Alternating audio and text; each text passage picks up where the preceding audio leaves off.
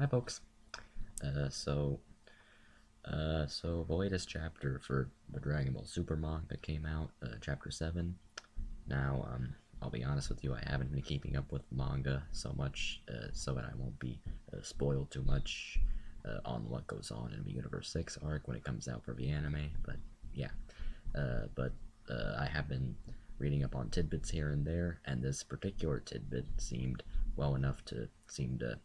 interesting enough to make a video on. So here you go, my thoughts on the Universe 6 story arc from what I know about it, and Beerus and Champa's team, and so on and so forth. Anyway, so it was revealed that Beerus and Champa would be involved in a tournament where they would each gather five of their universe's strongest fighters, and their picks were for Beerus, Goku, Vegeta, Piccolo, Majin Buu, and this one little tiny guy who I can't remember his name at the moment. But yeah, and for Champa, it was a Frieza look-alike, a giant bear. No, I'm not kidding you. This guy who looked like Cooler, a tiny Saiyan, this one tiny Saiyan with spiky hair, and a giant robot. I really like the designs of Champa's team. I think they're really quirky, unique, really Toriyama-esque, and but still pretty badass too. Especially the Frieza look-alike. I'm just I'm really curious to see like what he's capable of. If there are any new transformations that we can see from this Frieza look-alike that we haven't seen from his alternate universe counterpart. A giant bear. He doesn't look very intimidating, but since when are Dragon Ball villains meant to look intimidating, right? Like, um, I mean, that's just a very Toriyama thing to do. He likes to draw his villains in a way that is very disarmingly fragile and almost comedic. Not always comedic, but not very intimidating, and then makes them into very super powerful built bad guys. So I am curious. I do have my eye on that giant bear on Champa's team. Just sizing up, seeing what he's capable of. Like, what can he do? Does he have any special techniques, transformations? I'm just I got my eye on him. But one guy in what appears to be a trench coat that looks like Cooler. Uh, He looks. I like him too. He looks pretty badass, stoic, really chill too. No pun intended. But yeah, I'm liking that. Tiny Saiyan, also very Toriyama-esque. He looks tiny. He doesn't look very formidable, but I'm willing to bet that he's one of the stronger fighters on Champa's team. Um, and as for the giant robot, who also looks really cool, I like him. Um, I wouldn't be surprised if he were one of the weaker fighters, since he's so big and like I said, you know, um, but yeah, but yeah, so that's Champa's team. Really colorful cast, really easy to look at, really impressive display of really cool designs, really impressive designs. I love them, love them, love them. As for who Beerus picked, he picked Goku and Vegeta, of course. He picked Piccolo, who by the way, I'm really excited that Piccolo's back in action. Okay, like a lot of people were hoping it would be Gohan.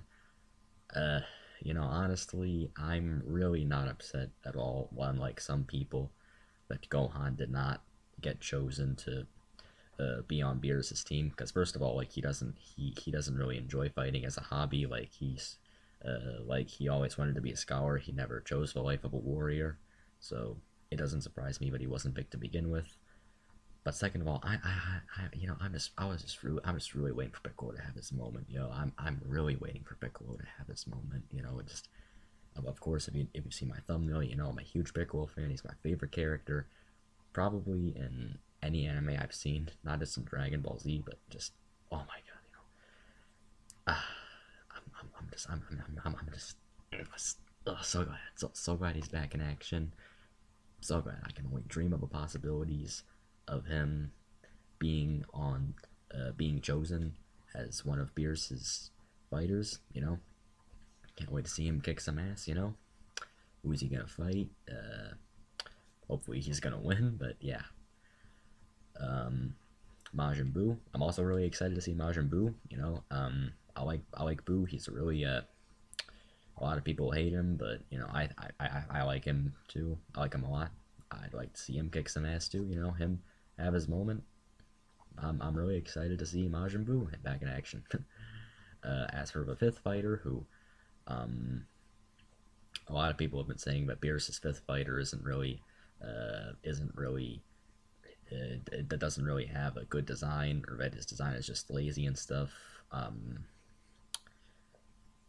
You know, I can see where we're coming from. Uh, again, like I said, that though Toriyama isn't really the type to draw his strong characters to look really intimidating to begin with. So that doesn't bother me. But you know, Beerus' fifth fighter, the design, I feel like it's kind of bland. Especially, like I said, especially when compared to Champa's fighters, his design, you know, this little short, this oval-headed, you know, elf dude with like weird red nipples. You know, it's not really it isn't really as colorful as some of the other designs I was talking about. Not really as enjoyable. Not kind of bland, but you know. But again, you know, we haven't seen uh, any of them in action yet, so perhaps it's still late to judge. You know, I'm not going to judge a book by its cover. I'm still pretty optimistic. Um, but yeah. Now, as for Dragon Ball Super Chapter 7, where all this information was revealed, like I said, I haven't been keeping up with the manga too much. I just kind of skimmed through it. I only got like I only got the raws. You know, it hasn't been translated in English yet. Uh, and since I'm just kind of not really keeping up with the manga anyway, I just kind of skimmed through it just to see what might pop up. There were a few moments that popped up in that chapter, like Bulma and Jaco, who I guess were looking for strong fighters to gather for Beerus' team.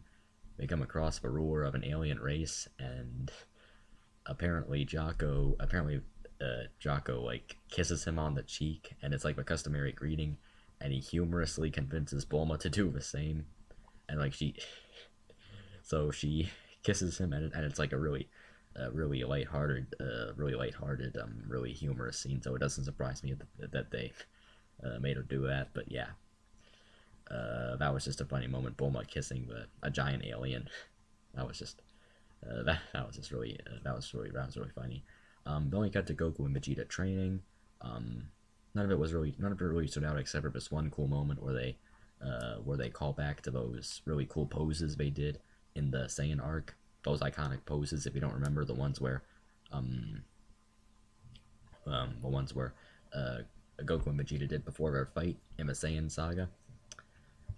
They did those same poses in this chapter during their training, and I thought that was a really cool callback. You know, that was neat. Then we cut to Beerus and Champa and Goku and Vegeta and Piccolo and all the fighters and everyone else gathering together in what appears to be like a giant like cube in the sky, and nothing, and we're all just kind of talking to each other, and Beerus' fifth fighter is introduced, and you know, and again, it's not in English. It's so I'm not really paying attention to it too much. Because I can't understand what the hell they're saying. So yeah, but there was this one moment that really stood out to me. Goku talks with Supreme Kai and Kibito, who at this point are apparently unfused. Now, of course, this could just be an alternate universe version of them where they don't fuse. I just thought that was interesting. This was probably Supreme Kai and Kibito from, like, again, just probably an alternate universe where we didn't fuse, but if they somehow managed to unfuse, which would be unlikely, but yeah, that would be kind of interesting too to see how they managed to do that. But yeah, that little tidbit with the Supreme Kai and Kibito, or a lookalike, whatever, that just kind of stuck out to me. Yeah. But wait, this whole premise of fighters from alternate universes gathering together for a giant tournament. Y'all know what I'm talking about. This is really reminding me of Multiverse. I haven't seen all of Multiverse. Again, I haven't been keeping up with Multiverse either, but from what I've seen of it, especially like the numbering of the universes, like Universe 6, Universe 7, Universe 8, Universe this and that, you know, really reminds me of Multiverse, and it was really eerily similar to that concept. In fact, uh, it was like borderline like what like I don't know does Toriyama keep up with any of fan fiction going on in the Dragon Ball community? Because this really just this this really did remind me of Multiverse to a point where it was just really just I just can't shake that. Um, like I just can't shake it. But I mean, again, I mean, don't get me wrong. Like, I'm glad we're getting new stuff in Super after Battle of Gods and Resurrection F arcs. But yeah, this I really don't know how I feel about these multiverse vibes. But yeah, I don't know. I mean, it's not a problem. It's just a bit of a nitpick I have. Um, okay, call me a crazy conspiracy theorist if I'm thinking like Toriyama's reading fan fiction, but yeah. Um, of course, I mean, he's probably not. There's no way he could possibly be really doing that, but yeah. Um, so yeah, Dragon Ball Super, Chapter 7. It was a nice, fun, entertaining chapter. There was some a callback, a funny moment of Bulma kissing the alien. Zuno, I think, was his name. Um, yeah, but designs for all the team members, with the exception of Beerus' fifth team member, really impressed me. I was glad with. I'm really glad with the direction the series is going, and I can't wait for it to get adapted into the anime so we can see all these characters kick some ass, especially Piccolo again. Okay, the Piccolo hype is real as fuck, man. The Piccolo hype is real because like Piccolo hasn't, I think, gotten into like a really major fight, except like ever since his fight with 17 in the Cell arc. I mean, he did it. I mean, did that?